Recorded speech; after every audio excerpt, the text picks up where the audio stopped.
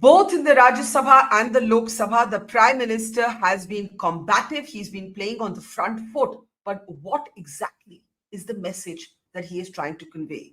Is he on point or does he need a new narrative? I'm Barkha Dutt, you're with the Mojo Story. Our focus today continues to be on the two big speeches made by the Prime Minister in the Lok Sabha and the Rajya Sabha. In the Lok Sabha, the opposition tried to drown out what the Prime Minister was saying. Chants of Manipur, Manipur, Nyay Do, Nyay Do literally collided with what the Prime Minister was saying. The images out of the Rajya Sabha were different today. The opposition, in fact, staged a walkout, objecting to what they called the lies being said by Prime Minister Modi. Mr. Modi carried on in a combative speech, one in which he called the Congress the enemies and the opponents of the Constitution, a Constitution that he said otherwise they claim that they are preserving. Interestingly, after the Manipur, Nyay Do chants in the Lok Sabha, the Prime Minister did speak on Manipur in the Rajya Sabha. He spent a full 5 minutes and a little more speaking about Manipur, talking about the attempts to restore peace. He accused the Congress of adding fuel to fire, and he basically said that the Congress was guilty of politicizing the issue in Manipur. On the program today, we'll be talking to the biographer of Prime Minister Modi, Nilanjan Mukhopadhyay. He's with us. He's the author of several books. He spent a lifetime actually studying the RSS, the Sangh Parivar, and the BJP. Thank you, Nilanjan, for being back with us. Let me first ask you if you saw any difference in the two speeches. The environment around him was very different. In the Lok Sabha, the opposition was chanting throughout for more than 2 hours. And in the Rajya Sabha, the opposition walked out. Did you find a difference in the two speeches made by the Prime Minister, in the messaging, in the energy, in the positioning? Thank you, Barkha, for the first time, having me. Uh, both in Lok Sabha and Rajya Sabha, the Prime Minister was, I think, far too combative than what should be. Should be in the changed political situation post the 4th of June. It is almost a month since the results were declared. I do not know. I somehow get the feeling that the Prime Minister continues to be in a denial. It almost appears, if you want to actually use a journalistic phrase, that the 4th of June never happened in his life. That he continues to be having the same kind of numbers which he had in the 17th Lok Sabha. He has to accept, that he is running the House with 240 members on his side, whose support is guaranteed, is assured. The support of the coalition partners, is muted. If you actually notice the criticism which was made of the speech of Rahul Gandhi, which he delivered in Lok Sabha the other day, several BJP leaders commented adversely on the speech, including intervening during the speech. But barring Chirag Paswan, I have not come across any major statement by either the Telugu Desam Party, Chandrababu Naidu, or the JDU and Nitish Kumar. Even yesterday, when all the fight back was happening to the opposition onslaught in Lok Sabha, when he was being heckled while speaking, I did not really notice very many people from the coalition partners getting agitated about what is happening. So I think first and foremost, the Prime Minister has to make up his mind that what he wants to do with the House. Does he want it to be a very unruly House, especially the Lok Sabha, where he has definitely reduced numbers than in the previous House?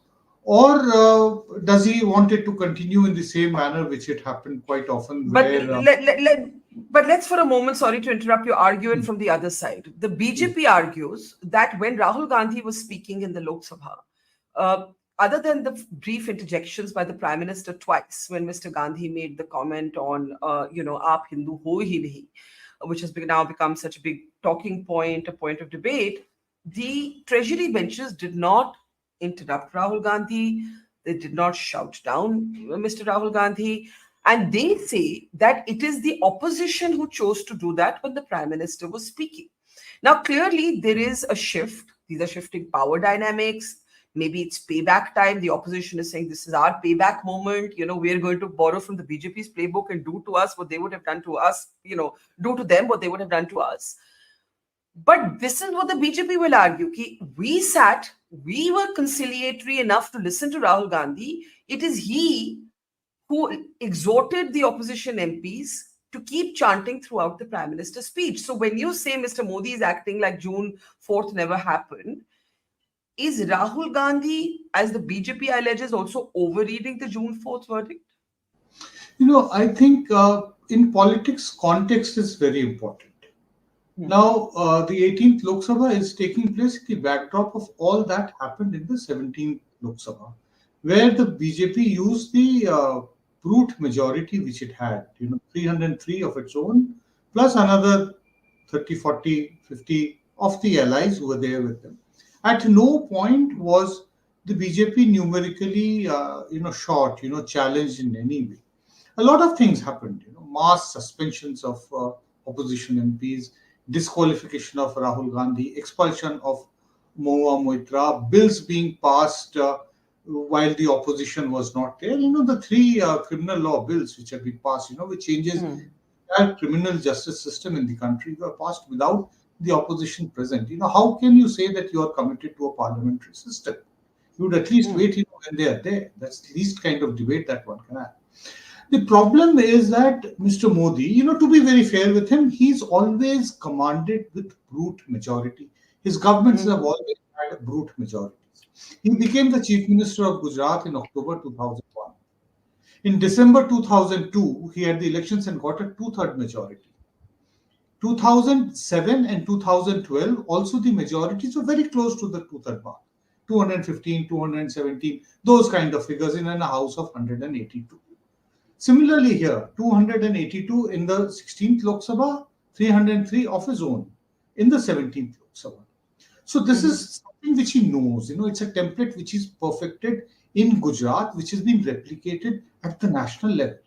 The problem with Mr. Modi, if you just try to understand very politically, the problem is that he does not have a pre-existing template for the political reality he is faced with. That is the basic problem. You want to run the house properly or not? Obviously, you want to have a basic decorum at debate. Did you concede on deputy speaker? No, you did not. Did you, in any case, tell the speaker to go slow on expunging? What is the meaning of expunging, from Rahul Gandhi's speech in the age of social media? Everybody is circulating it to 1,001 people all the time. It doesn't get stopped. None of the statements of Rahul Gandhi which have got expunged, would have would have actually disappeared from the entire media space. But you take all these provocative actions, and then you expect that they are going to quietly allow the Prime Minister to speak. Why should the opposition allow, if you're not allowing the opposition the basic courtesies which are allowed in the parliamentary system? Give the what power? So in a way, you're saying that the Prime Minister is groping in the dark a little bit when it comes to this new reality. How does he adjust to a political system where he doesn't have numbers on his own? Now, what's interesting, I want to just play out a little clip of the Prime Minister, is the debate around the Constitution. In this session, we have seen constant references to the emergency, to Indira Gandhi's emergency, as the countervailing narrative from the opposition has been Jai Samvidhan, we are the guardians of the Constitution. This is what the Prime Minister said today on the Congress's claim to be the defenders of the Constitution. Take a look. ये संविधान की मर्यादाओं को तार तार करके protocol में एक परिवार को प्राथमिकता कैसे दी जाती थी, कौन सा संविधान था? संवैधानिक पदों पर बैठे हुए लोगों बाद में, एक परिवार के लोग पहले। कौन से संविधान की मर्यादा रखी थी आपने? और आज संविधान की बातें करते हैं, संविधान लहराते हैं, जय संविधान कहते हैं। अरे आप लोग तो India is Indira, Indira is India के नारे लगा करके जिए हो। आपको संविधान की कोई आदर भाव कभी व्यक्त कर नहीं पाए हो। आदरणीय सभापति जी, मैं बहुत गंभीरता से कह रहा हूं, इस देश में कांग्रेस संविधान की सबसे बड़ी विरोधी है, उसके जहन में। कांग्रेस संविधान की सबसे बड़ी विरोधी है. The Congress is the biggest opponent of the Constitution. The Congress, invoked Indira and India to be the same. All of this is, the Indira is India slogan is factually true. The emergency is factually true. The question I have for you is the messaging. You see, as antagonist, Rahul Gandhi has a easier job than Modi does as protagonist, because in his third term, the prime minister needs a story. In the first term, his story was change. In his second term, his story was the alpha male, tough leader, national security. In the third term, he thought it might be Ram Mandir plus governance. It hasn't quite gone the way, not completely gone the way he would have wanted it to. Is Mr. Modi struggling to find a new story to tell? Well, the new story is not in what the Congress did 50 years back. India is Indira, Indira is India is a 50-year-old slogan. Now, how long will he keep on repeating the same thing? Mr. Modi in his speeches, in Parliament, Lok Sabha and Rajya Sabha, harping back to what was the state of India in 2014. We have moved on. We are in 2024. Let's speak about people want to know what is the state of India in 2024. Mr. Modi is possibly not recognizing the fact that there has been massive erosion of his popularity in very important states. Uttar Pradesh, for instance, he is no longer the number one party. Why did the mandate happen? Obviously, because people think that not enough has been done in 2024. Those are the things that people want to know. What is he planning to do? What is his vision about the resentment over Agnipath, for instance? That's something which in Uttar Pradesh, it was a very common sight. If we travel during elections or any other political time, you have these youngsters in the age group of late teenagers to early 20s, running away, just preparing themselves for the physical to go and join the army, armed forces, or failing that, any of the paramilitary forces. So there is a tremendous amount of vacuum. They don't see anything. During, our visits during the election, you go and speak to anybody. I did speak to some of the youngsters. जैसे हमको आगे अंधकार दिखाई देता है, कुछ दिखाई नहीं देता, बस ऐसा लग रहा है कि खाई है सामने. Those are the kind of figurative things that. So the vacuum, the khai which the people are talking about, there must be some vision. There is a vision for the future. Amrit Kal, 2047. Who's bothered about, today's 20-year-old person is not going to be, bothered about the state of the country in But to be fair, all of these tropes attacking the Congress for dynasty, his own powerful story as being a self-made man who came from very humble backgrounds, in contrast to the more entitled, privileged pedigree of the Gandhis, his brooking no compromise on certain cultural or ideological issues. All of these have worked in the past. Let's grant that they have worked in the past. They have shifted our politics to the center right in many ways, so that even opposition parties have pivoted in a way that they hadn't earlier. The question is, what is this? You've written a whole book on the prime minister. What might he do right now? Will he double down on the old tropes? Will he look for a new story? If he looks for a new central narrative, what might that narrative be? What will be the place of religion in his politics, given that Rahul Gandhi is now trying to take away some of that space, contentiously maybe, but he's trying to. Barkha, there is a cliche in journalism which all of us, learn very early in our careers, that every story has a shelf life. After a point, stories fade, no longer is, it's very unfortunate, but the point is that no longer is lynching really agitating the media the way it was doing, 10 years back or even 7 or 8 years ago, So things keep on changing. There was a time when dowry deaths were considered, a big thing happening in the media, and it were front pages of newspapers in the early 80s. I remember the time, when, your mother was still actively reporting on those at that time, just to kind of green on into the journalism. Dowry deaths were such a big story. It eventually faded first to third page stories, and then it got pushed away. So Mr. Modi's humble background, that's a reality, but there is only an extent to which it can be milked. It is for him to think what he can do next. Unfortunately, at the moment he is. I don't think, if somebody was telling me, I would possibly really deliberate if he's actually acting like one, that he's possibly acting like a wounded tiger, and that is when he can be absolutely dangerous. But dangerous is not something which is going to stabilize his government. His job is to ensure that this government continues and does good work till 2029 to ensure that BJP wins again. That is But is his that task. the phrase, the persona you saw in Parliament, in Rajya Sabha and Lok Sabha, is the phrase you'd use, wounded tiger? No, not quite, but he definitely appears to be quite, living in a denial. He does not want to look at that there is a changed political reality. Yes, Mahua Moitra, when she spoke in Lok Sabha, she did say certain things which really would have hurt the BJP. That those who, you know, really pioneered, her expulsion from the house, lost the elections. Out of the number of ministers, I think only one minister has got, only one member of the committee has got re-elected. So it would not be very pleasing to see Rahul Gandhi as the leader of opposition.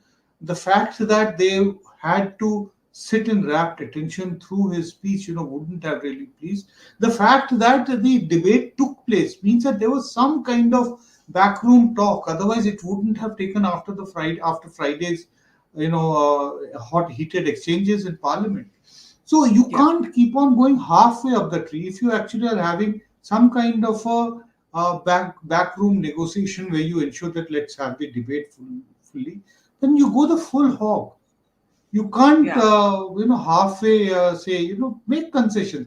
As I So, was saying so, earlier, the deputy speaker's position is a very symbolic post. yeah. Why is he hankering about it? Why didn't Well, he well, accept well, that? well. It, But look at the politics around the deputy speaker. Mamta Banerjee is among the opposition leaders who wants the deputy speaker post to go to Avadesh Prasad. Avadesh yes. Prasad is the Samajwadi Party leader who wins from Ayodhya, defeating the BJP. The BJP is never going to agree to that, I think. No, it will have to show, this was not the first time that the BJP lost Ayodhya. And it was Correct. not he did not lose Ayodhya because of rejection of Ram But politics. but but the but the B- but the BJP hasn't lost Ayodhya while Modi has been prime minister. No, not while Modi has been prime minister, but there is a Yes. history that constituency has a separate character. There are very significant, important caste issues which actually play up, and I think it was Yes. a brilliant strategy on part of the Samajwadi Party to pick up a Dalit candidate from Ayodhya, that to a Parsi, who's a very high numerical presence in the constituency. Yeah. So, So the other interesting thing that's happened is that a day after the Lok Sabha debate, unsourced footage shared by sections of the media, clearly leaked by somebody, and we have those videos. If we can move to them, these are this is nobody knows who has shot these videos. There's a series of them. They seem to have been shot on a mobile phone inside the house, and they have been leaked obviously to make the political point that Rahul Gandhi is encouraging the opposition MPs to to sloganeer during the Prime Minister's speech. But question one, why didn't the Sunset TV broadcast these? They clearly are not on the Sunset TV cameras. They've been shot by somebody else. Now they're in the public domain. Maybe the BJP is calculating that this will hurt the Congress. There's also another video. I don't know if we can play that one, if we can move to that one, where the Prime Minister is seen offering a glass of water. Could we please come out of these and move to that? There's another video, Nilanjan, where the Prime Minister is seen offering a glass of water to an opposition member of parliament who's standing right in front of him at the well shouting. And the BJP is obviously making much of the fact that look at how gracious the Prime Minister is. Now, when you look at these leaked videos, this new mysterious footage, what do you make of it? I think that this is basically everybody is playing to their own gallery. It is not going to win Mr. Modi new supporters. It's actually just going to be circulated within their own supporters, within their own social media groups. It will be great footage. It actually shows that the opposition leader, I think one of the Manipur MPs, drinks a glass of water, turns around and starts shouting again. So, Yeah. fine, fair enough. the point is that it is only Mr. Modi who can change the rules of interaction in Parliament by being, more accommodative than what he has been so far. You have within 20 days, you have the budget session of Parliament coming up. I think that there must be a serious review of within the NDA. We still don't have a coordination committee of the NDA, unfortunately. No, I hope that it will come up. So they let the coalition work, and let Mr. Modi say it is the responsibility of the coalition also to say that what can we do to ensure, fairly, reasonable parliamentary debate and no heckling, no boisterous disturbances, these kind of things. You don't think that the BJP's hope that looking at these images of Rahul Gandhi kind of encouraging the opposition to go into the well is going to hurt the Congress in any way? That's what obviously the BJP is hoping with these videos. I don't think so. This is good merrymaking at this particular time. Even the Congress supporters would be fairly happy with these things. Dekha maja dikha diya, matlab we could actually go and stand right up in the face of Mr. Modi and shout slogans on his face. And the speaker did not have the courage to expel us. If it had been the 17th Lok Sabha, by now 234 MPs would have been disqualified, provided the BJP had 634. Now you mentioned the Manipur MP who takes the glass of water, drinks it, and returns to shouting slogans. Now the Prime Minister. I think it was a Manipur MP. I'm not sure. Can we play that video again? I think we have that video, but you can't actually tell if it's. Yeah. Could you play it, please, guys? Could you play it? Yeah, there it is. So he first, I don't know if it is because he offers it first to somebody else. That person declines, and the person next to him then takes the glass of water. But obviously, the BJP through this video is trying to make the point that look at how gracious the Prime Minister is, that even while these opposition members of Parliament were shouting slogans against him, he interrupted his own speech and offered a glass of water, and the MP then puts it in front of the Prime Minister's table and goes back to shouting slogans. Now, what do you make of this moment? I don't know if the person is from Manipur or not. I can't actually identify. No, I can't make out, Yeah. In fact, this is the first time I'm actually seeing this visual, really wouldn't be able to say, that it appears, there's a far bigger crowd than what I actually presumed that there was. I thought that maybe 4 or 5 people were there standing in front of. So that's what I want to ask you before I come to Manipur. That for the Prime Minister, who is used to, as you said, clear majority, to be surrounded in the House just in front of him by MPs shouting slogans against him so loudly throughout his 2.5 hours that in the beginning he had to, he had to raise his voice to be heard above the din. Psychologically, what do you think Mr. Modi is feeling at that moment? Yeah, it would have made him very angry. He would have been, his blood would have been boiling at that time, because this is something that has not even happened in Gujarat. Even during 2002, I don't remember reading about such boisterous, heckling going on in the Vidhan Sabha. Mr. Modi hardly ran the Vidhan Sabha. It had one of the least, days of functioning in any case. So, it would definitely not have been a very pleasant thing. And I think it would have taken, to be fair, it would have taken a great effort for him to have actually spoken and finally delivered the entire speech and being able to, maintain a balance. Given his speech also, I think that he was not fully in control of what he was trying to say, because it was disturbing. If that disturbances would have not been there, I think his speech would have been of a different character. There would have been many other things which he was saying. It was a lot of anger that was with what was happening in front of him was coming out through in his speech. Now let's come to Manipur. Something quite unusual happened in the Rajya Sabha. You see, one thing I think those of us who are students of politics, one thing you've observed about Narendra Modi is, if you say he must do something, he will not do it. He will do it on his own terms. He will do it on his own time. So yesterday, the opposition kept chanting Manipur. In his 2.5-hour speech, he made no mention of Manipur. But in the Rajya Sabha today, he spoke for more than 5 minutes on Manipur. and coming a day after the opposition had demanded that commentary. It's quite intriguing. First, I'll just play out a bit of that, and then I want to talk to you about whether that signals a shift. Take a look. हम सभी को राजनीति से ऊपर उठकर वहां की स्थिति को सामान्य बनाने में सहयोग करना चाहिए, ये हम सबका कर्तव्य है। आदरणीय सभापति जी, जो भी तत्व मणिपुर की आग में घी डालने की कोशिश कर रहे हैं, मैं उनसे आगाह करता हूं कि ये हरकतें बंद करें। एक समय आएगा मणिपुर ही उनको रिजेक्ट करने वाला है, ऐसे लोगों को। Now, the fact that he spoke about Manipur at all, he could have chosen to not speak about it in Parliament. He could have spoken about it 5 days from now. What does that signal to you? Is it out of character? I have not been able to, find out, not had the adequate time, but I do remember in the 17th Lok Sabha also that there was an issue on which his statement was demanded very vociferously by the opposition. One of the issues, either it was farm bills or something else. But he never, when the demand was made, he never spoke. But subsequent to that, after some action was taken against the opposition, suspended, they were not there, there was an empty house.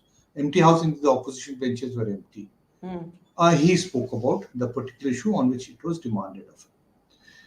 The point which can be made is that what is the point of speaking to in an house where the opposition benches are empty, so that if the need be, they cannot even interject if the chair allows it. Yeah. But he could counter argue that if he were to speak, yes, and shout him down. Yes, of course he can. It can be counter argued. What I am saying is that who could have made the first chess move in this particular case? Look at it as a kind of this entire. Keep on going back.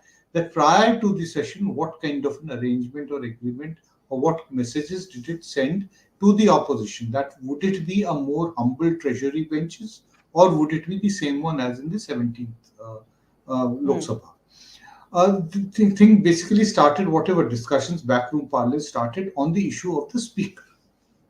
So on that, there was a stalemate. The opposition wanted an assurance on the deputy speaker. The treasury benches were unwilling to give it. That is what actually I think the first move of the opposition, of the treasury benches, was that they are not making any concession to the opposition. And I think that this has to change. This is just the first session, and this was actually a very symbolic short session. This is hardly in terms of business. Let's see what happens, as you said, in the budget session. Yeah. But in the end, let's talk a bit about Rahul Gandhi and the some would argue high risk decision to play the BJP or to battle the BJP or to fence with the BJP in its own backyard. I'm talking about Rahul Gandhi's Hindu remark where he turns around and he says to the Prime Minister, "Aap to Hindu hai hi nahi." Modi does not equal Hinduism. BJP does not equal the Hindu Samaj. He also shows images of all faiths, representing all faiths, and makes the point about how the BJP cannot claim to be the sole representative of Hindus. Now, there are two views on this. Should he have done it? Should he not have done it?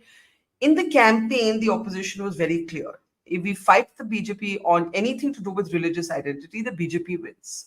Somewhere there seems to have been a rethink. What did you make of what Rahul Gandhi did? Of course, it's been presented as he said all Hindus are violent. He didn't say that. He very clearly said, those of you who spread hatred, you don't have the right to call yourselves Hindus. But do you think there was a risk inherent in what he did? No, I don't know about the risk, whether it was inherent or not, but I definitely found it a bit odd that throughout the campaign he had been displaying the constitution. Why did he have to display a religious image? He also displayed the constitution. So was it really necessary? I don't know, but these are his choices. But as far as the other video which you showed, which actually shows him, telling people, exhorting the opposition MPs. Not really doing it very aggressively, but yes, he's trying to go. I think that there is one element of immaturity which remains in Rahul Gandhi. It remains in all of us. It remains also in Mr. Modi. He cracks several jokes which he should not. Like yesterday. I'll just take this your time. About 30 seconds of time. Yesterday in his speech, Mr. Modi said something which I found very not proper. Highly improper as far as parliamentary functioning is concerned. He said in 2014 when we got elected, we did not have the adequate numbers in Rajya Sabha. Then he said that उस समय वहां के जो presiding officer थे उनका भी झुकाव दूसरी तरफ था. He was imputing that Mr. Hamid Ansari, who was the presiding officer of Rajya Sabha, who is not of this house where he was speaking, but of the other house, you're not supposed to comment on a former presiding officer of the other house. You're not supposed to do it. So and I think that if the Congress they should demand that this also ask be expunged. But the Congress also calls Mr. Dhankar and Mr. Birla biased. Yes, it is wrong. It is wrong. The point is that we are actually, whataboutery has become normalized in this country. Everybody is asking questions. So it has to end somewhere. If you want decent decorum to be maintained in Parliament, somebody has to start it. And I think the onus is on the government, because they have to convey to the world that India is a mature democracy. You didn't complete your point about Rahul Gandhi. You said that video.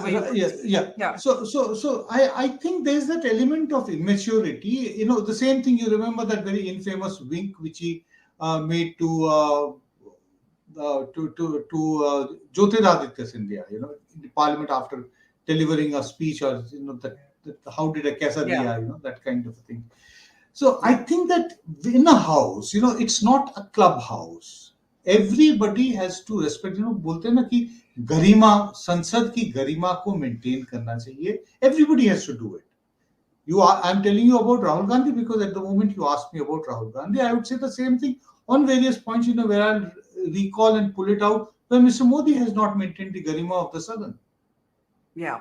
So let me end by asking you about the RSS. The RSS is in wait and watch mode. What mode is it in?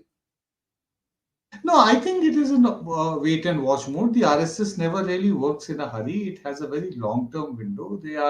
They had to say certain things. They have said certain things. They are not in the habit of repeating what they said. What had to be said was said.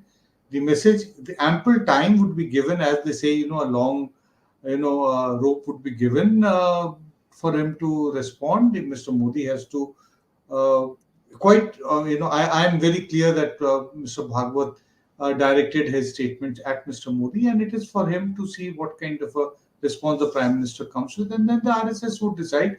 But on the NEET issue, I got the clear thing that the ABVP was at the forefront of submitting memorandums, of mobilizing student agitations and raising the voice of the students, not just the ABVP, but also other organizations which are connected with the world of academics and are linked with the RSS. They were at the forefront of raising the NEET issue. If this is actually a message which is going out to other affiliates of the Sangh Parivar, in the trade unions, the farmers organizations, various other bodies, it is really going to be quite trying for Mr. Modi to control some kind of an activity which was completely restrained for the last 10 years. So the interesting thing is, of course, that as you said, the allies other than Chirag Paswan have been quite muted, but the BJD that has historically supported the BJP in the past, the BJD MPs were among those who walked out in the Rajya Sabha today when the opposition walked out. So there are all of these shifting sands. Yes, that's right. And the government has to recognize the fact, and they have to actually do a very, I think, a very reasoned review of this session has to be done, that what went right and what went wrong, and it has to be done. If it needs to be, the fingers must be pointed to wherever it needs to be done.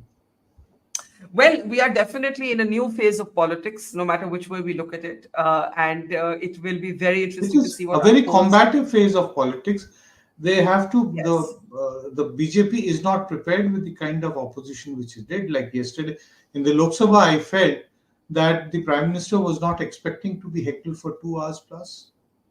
Yeah, absolutely. Completely Well, failed to anticipate.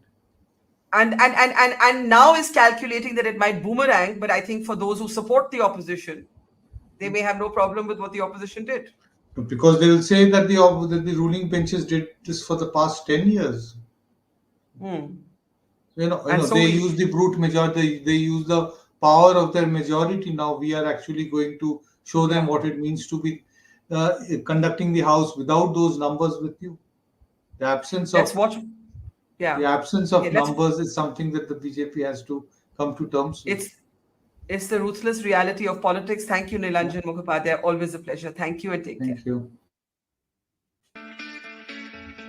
It's great to see you here. Thank you for watching our work.